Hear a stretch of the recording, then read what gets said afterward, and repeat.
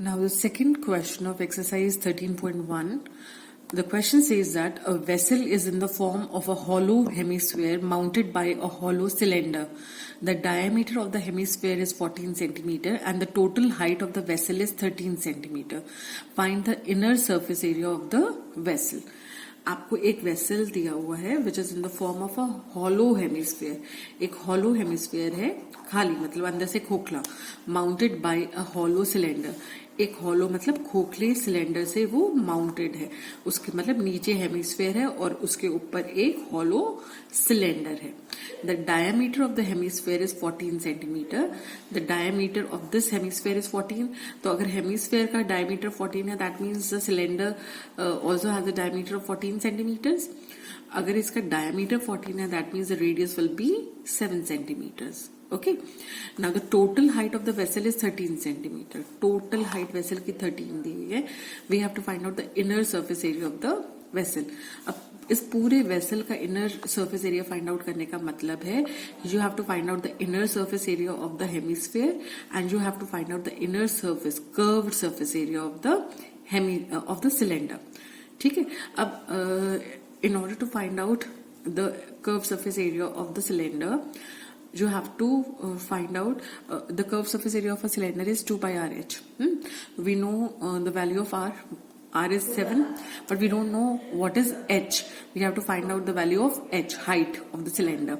For that, अगर हम इस फिगर को ध्यान से देखें तो आप देख रहे हैं ये जो हेमिस्फीयर है इसका जितना रेडियस है वो ही उसकी हाइट भी होती है ना.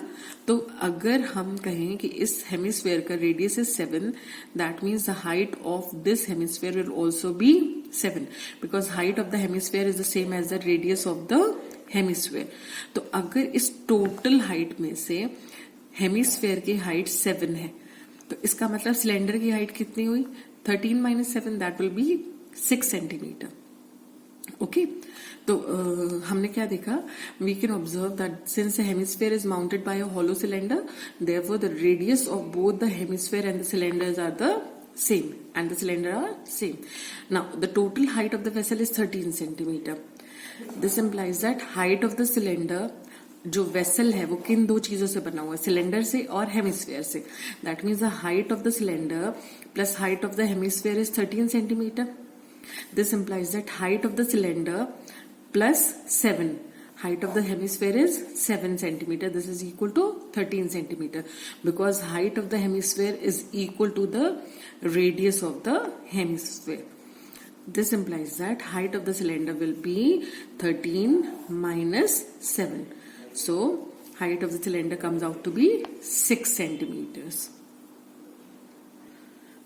Now the inner curved surface area of the vessel is equal to the curved surface area of the cylindrical part plus curve surface area of the hemispherical part, है ना. कॉम्बिनेशन फिगर है तो इसमें दो चीजें कौन कौन सी है? एक सिलेंडर है और एक हेमिस्फीयर है.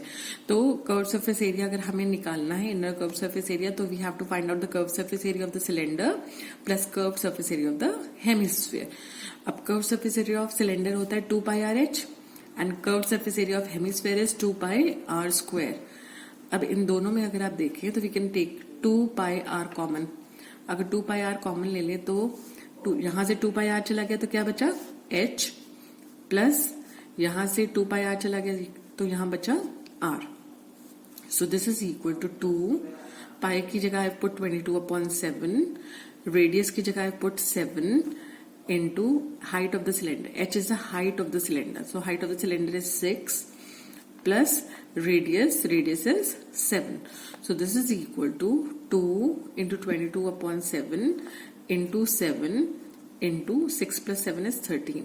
अब ये 7 से 7 कैंसिल हो गया तो आपके पास बचा 44 into 13 which comes out to be 572 centimeter square. Therefore the area, inner curved surface area of the given combination figure is 572 centimeter square. I hope you have understood.